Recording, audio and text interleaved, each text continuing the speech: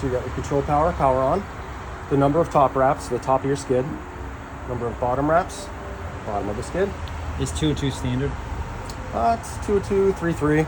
I see a lot of 3.3. It all depends on the gauge of your film and how tight you want that skid wrap.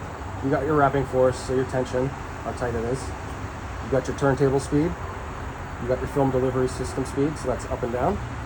Right, so this, in combination with this, will dictate how tight you're wrapping in the middle, how much overlap you have. You got your jog. That just jogs the turntable. You got your home. That'll home the turntable, and if the film delivery system is somewhere out of home, it'll home that as well. What's home for the turntable? Home for the turntable. If I put an arrow on it, will it come back to Here, I did. So that mark, you're not going to be able to see it. It's really tiny. That mark right there is right over here. Okay. That one right there, the Sharpie? Yep. Okay. So you got... Do you need to start from home, or it's just a feet? So, yeah, you want to start from home. Like if I jogged it... The key? Yeah, back up. It's on the Bobcat, yeah. So if I jog it out of home, Yeah. and then you put a pallet on it, and then it finishes wrapping, it's not going to be in the right position. You're just going to have to jog it to home so that you can come in with the forklift and take it off. Okay. All right. So you kind of want to start from home. You really want it. And there's no reason why you're not going to be starting from home, really. Okay. Unless you're jogging it for some strange reason all the time. Like when my kids are here? Yeah, if they just want to play around, yeah, for sure. Film delivery system, up or down. So if you want to start at the top of the pallet. Oh, like those buckets. If we put the buckets on top. Okay, I'm not going to want to stop. Crank up the speed, right? And then just set it to wherever you want. Okay, got presets. That's for doing settings and stuff.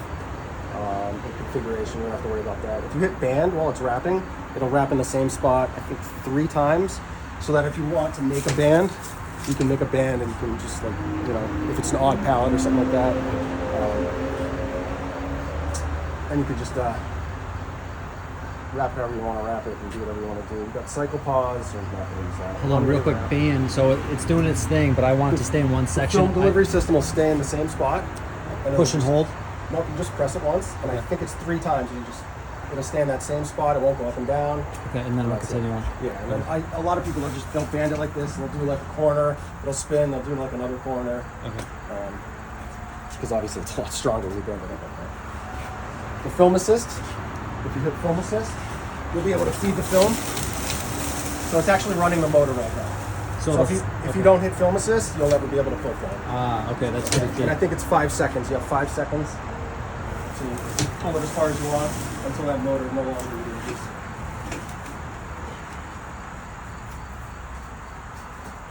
So you don't really have to tie, you just have to secure it a little bit. Yeah, it depends how much tension do you have on it, right? Your wrapping force. Okay. If you crank up that force, it's probably just gonna pull out. Okay. The plastic, the bin, you have to kind of go through the leg and kind of tie it off because there's no one to really sink it in. Yep.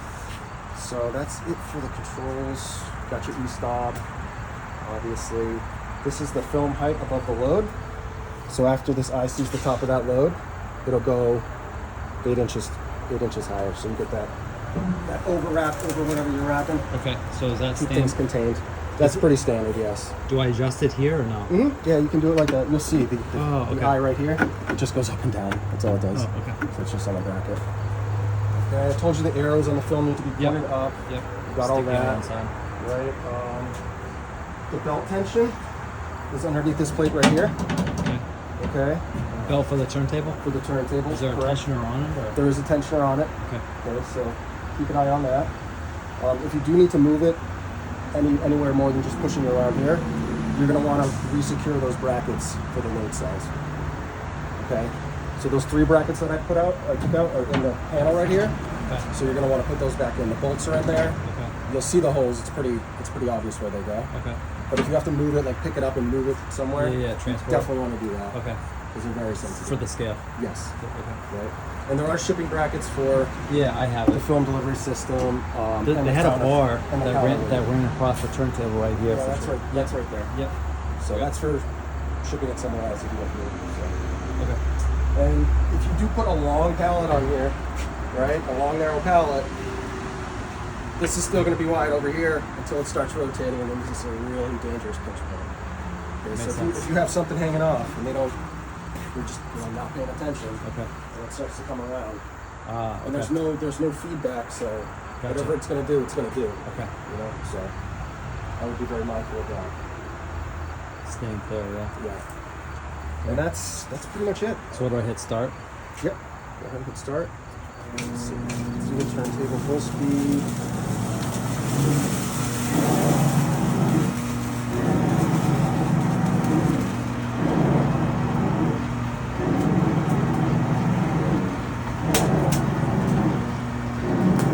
Is this skid full? Is this going out?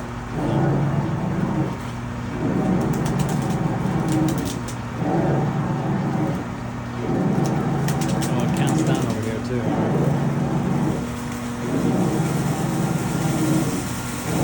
So on a skid like this, I would have done one wrap just to save time, and I would have been banding it. I would have been banding it manually.